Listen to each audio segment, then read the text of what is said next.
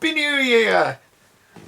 Aged the video instantly there. Today is, or should be, January the 1st, 2026, and I thought what better way to start the year off than with an actual video instead of the YouTube shorts I've been posting of my stellar Fortnite gameplay recently. So good, in fact, somebody asked in the comments, why is your aim so bad?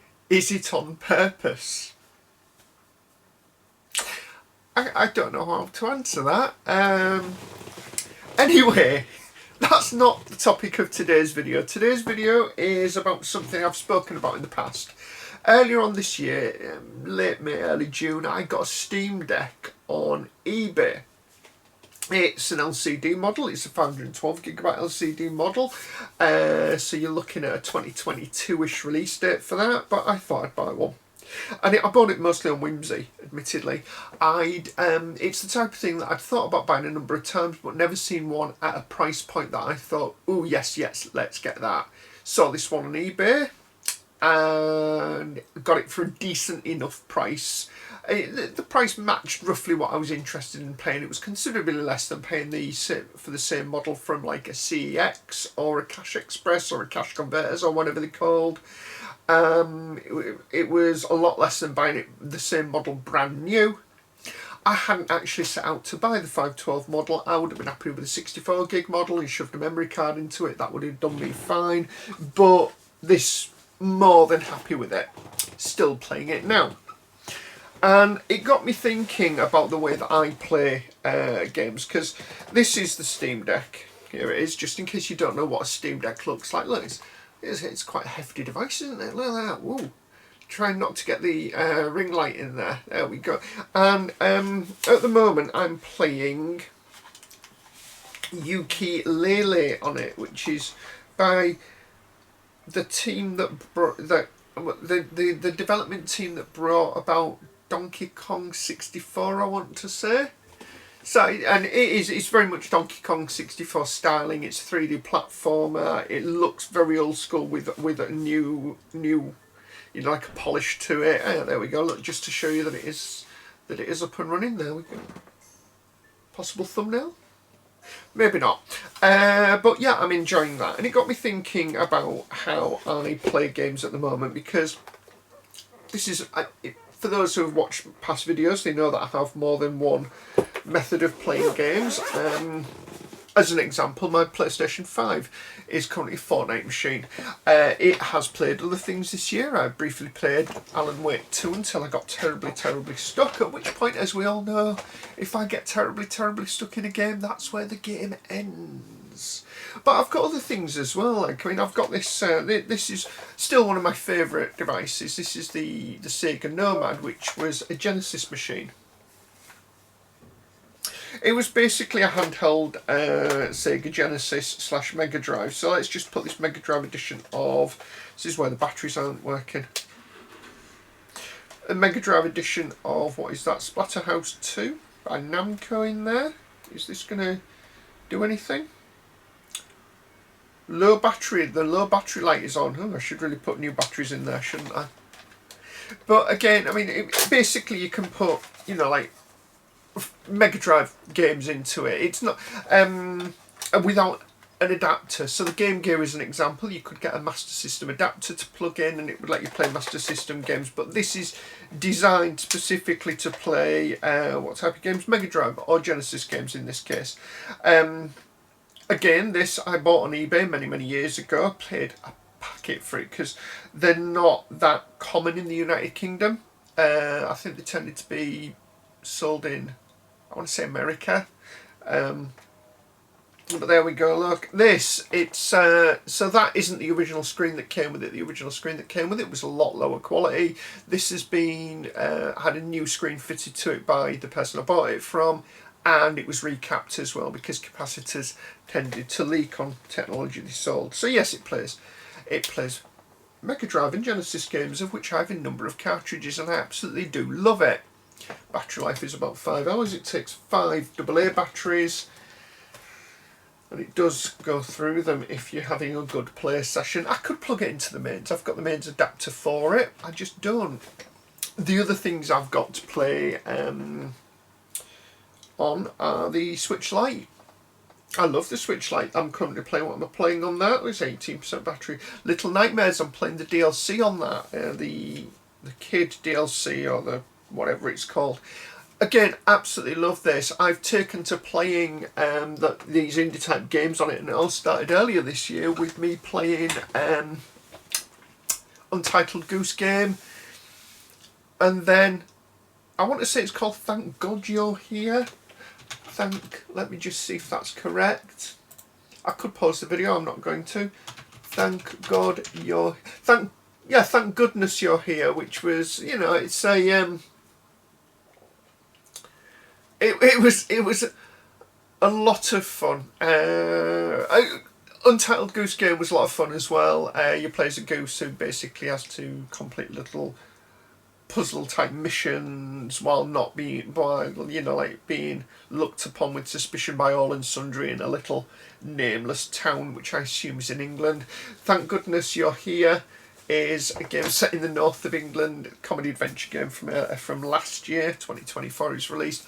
Again, a lot of fun. Then I went on to Limbo, which was traumatising.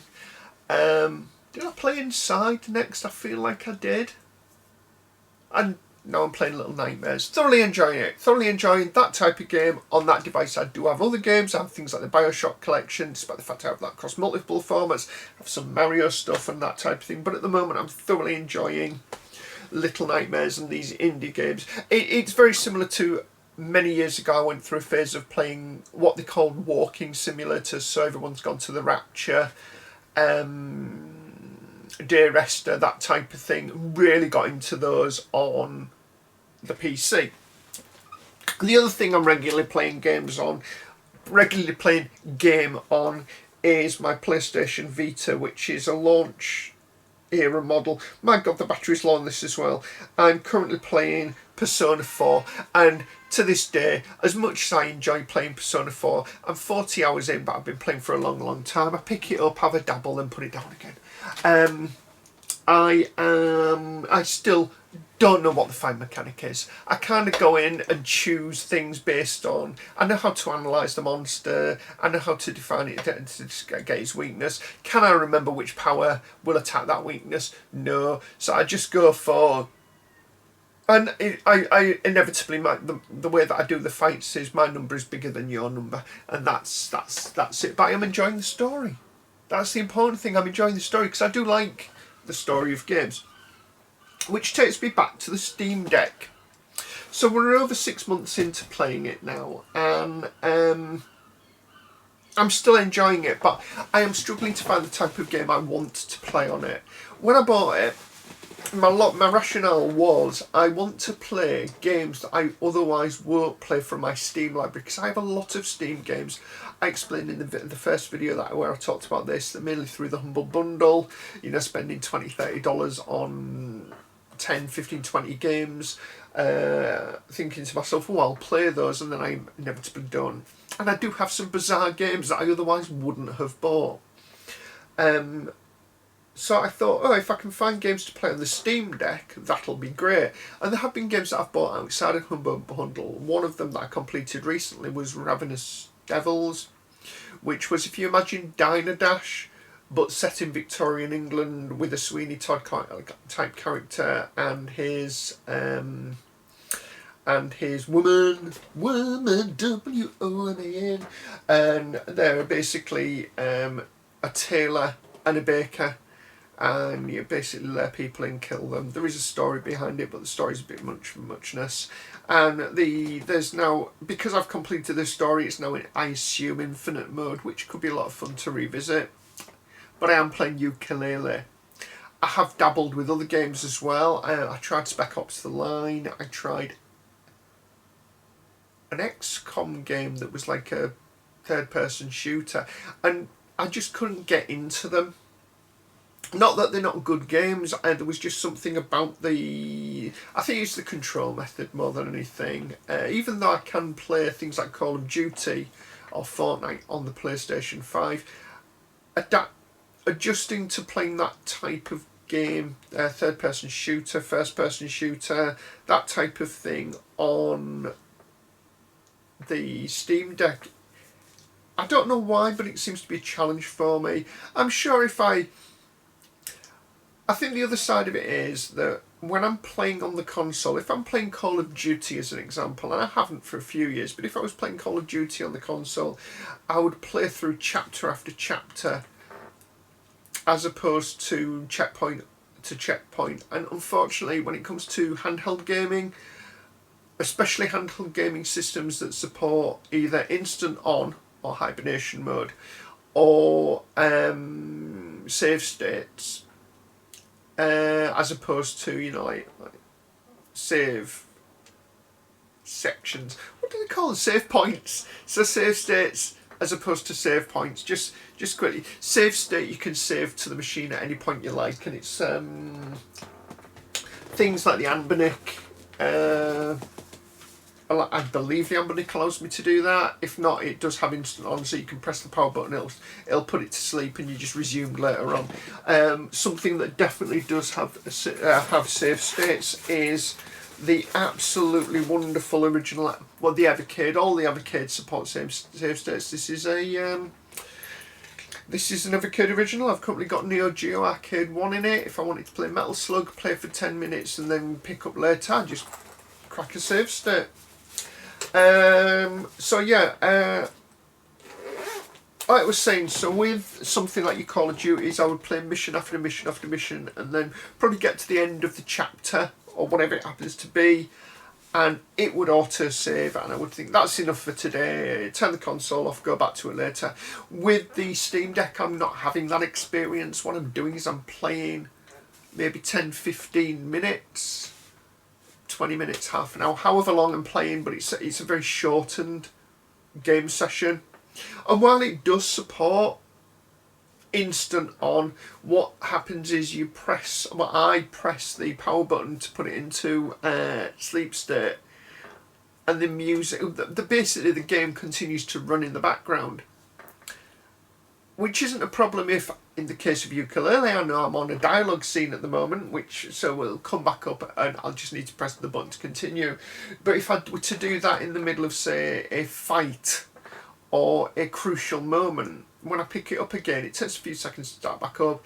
I'm not going to be exactly the same point. There'll be 10-15, well, not even a 10-15 second, but there'll be enough of a difference for me to have to pick up rapidly where I need to be, and beyond that, I can't be doing with it. I just want to play my game.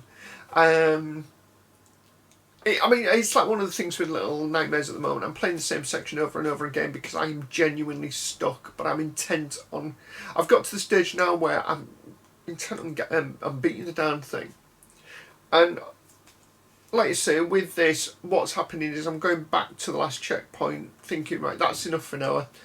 Press the button, start it up again, and it resumes where I was back at the checkpoint loading up again, or just after I've died for the umpteenth time. I had a thing with the Steam Deck where I pressed the power button and went back to it later, and one of the characters had died. That was in the XCOM game, because I'd stopped it at a thing where it was going to be, you've got to defend this thing now. Okay, that's fine, but I'm going to eat now, I'll do that later. Press the power button, came back to it, one of the characters was dead because it got shot in the space between the start of the thing and it going to sleep. It's not that big a deal. There was a checkpoint a few seconds before, it reloaded, I could have picked it up again, but I didn't. I chose to play something else, Ravenous Devils. Even then, I was stopping that game. I was playing through, because Ravenous Devils, one of the great things about that is each section was about 10 minutes, which is ideal for me. So each day of game time is about 10 minutes. So I could play through a day if I wanted to. And during the build phase at the end of each day, I could put it to sleep. Or during, during the report thing at the end of each day, put it to sleep, pick it up later, nothing has changed. no doubt if I'd have done that mid-game, something would have happened where I'll be thinking, well, how have I now run out of resources here, or where's this gone, or what's happening here, there, everywhere. There were issues with the game, don't get me wrong. It took me ages to find one of the mannequins in the shop window because it's just it's just slightly off screen. I'm assuming I could have fiddled with screen settings, but I just got used to it. So yeah, I am enjoying the Steam Deck immensely. I would like to get more of the GOG games. I think it stands for Galaxy of Games. The GOG games running. I've had issues with that. Tried to get Cyberpunk 2077 working. Went through a load of instructions online. Didn't get anywhere with that, so I've just removed it. I'd like to get DOS games working on it because that's the thing I've got at the moment. I want to visit some of the DOS games that I've got on GOG. How will I get them running? Honestly, don't know. I know you can, because I've done it for Dreamweb on a Linux-based laptop that I have, an old Linux-based laptop. And I don't know why I'm treating the Steam Deck as a separate device because it is Linux-based. I could do it in desktop mode. I know how to install a game but using DOSBox, that type of thing. I've done that before. I'd like to get some ScumVM stuff working on it, but the thing with this is I can see the potential of the platform. I love the idea of having access to my Steam games in that. I love the idea, even though I haven't managed to execute it yet, of being able to play GOG games. I can connect Epic Games to it apparently, if I wanted to. Just can't play Fortnite on it. It's DRM. I believe it's DRM or some security system or something. But the fact that I want to push the system, well, I say push the system, playing DOS games isn't pushing a system these days, is it? I want to see what I can do with the system. I don't want to hack it or anything. I'm not particularly interested in, at this stage, upgrading the SSD, although that's something I might do in the future. But I want to push it for more of the games that I have that otherwise I'm only playing upstairs on the gaming PC, which is just out of shot. Or on a little ancient netbook that I've been using to play some games. I want to see what I can do with the Steam Deck. So if you've got any suggestions about cool things I can do with it without tearing it apart, comment down below. That's what people should do. But no, I just thought I would update people on the story of the Steam Deck, because I'm thoroughly enjoying the platform. Would I have got an LED one, an OLED one? If the price had been right, I would have done. But in reality, I'm really enjoying this, the OG model. Even when the Steam Deck 2 comes out, which is often something that, there are rumours all the time about Steam Deck 2. I believe Valve have said that they want it to be a significant iteration, not just a slightly better battery. They want it to be a performance upgrade as opposed to just an upgrade for the sake of better battery or slightly better this, that or the other. I mean, the OLED screen was an improvement. So the OLED screen model came out in... The original model was launched in February 2022. The OLED was November 2023. And, larger screen, 7.4 inches, over 6 point something. I want to say 6.4. You think I'd know this, wouldn't you?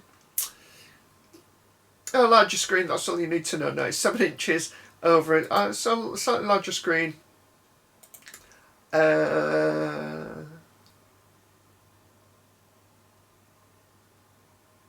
Larger screen, and 25% increase in battery. Yeah, that's fine. I can live with that. But no hardware, no real hardware performance. It's not like an extra RAM or faster, this, that, or the other. I wouldn't mind getting a docking unit for it as well. Just not particularly to attach it to a TV or anything, but just maybe I could attach it to a second display. That'd be quite nice, but just to make it easier to charge. Because at the moment I sit it in the case that I've got for it, which is the official case, and kind of like just leave that on a surface with the power cable. Have I zipped it back up? Yeah, the power cable, you know, like out the back of the thing. Out the back of the Steam Deck. But I would like a docking station. They're not particularly expensive. I don't necessarily need a Steam one. I just need it to be compatible. The dock also provides Ethernet network connectivity and support for USB control connections for controllers and other input devices. That might change the way that I play if I have an actual... Because as much as I like the control method, just show you that just in case you don't know what that looks like. So you've got 2 thumbsticks, buttons, little control pad. You've got this little touchpaddy thing here which can act as buttons as well. You've got buttons on the back. It's a touch screen. There's lots of control options, but perhaps having an actual controller, you know, like using my Xbox or PlayStation 4, PlayStation controller 4 or 5 controller, or just getting one that has a similar layout to either of those would make me would feel more instinctive than having my hands over here somewhere. That said, I don't have that problem playing shooters on the old... mind you, I've only played things like... Yeah, I haven't played Fortnite or any FPS is on this. I think the closest I've come to that is something like... it's third person, but... oh no, it's Bioshock is a first person game, isn't it? Yeah, I played Bioshock on this.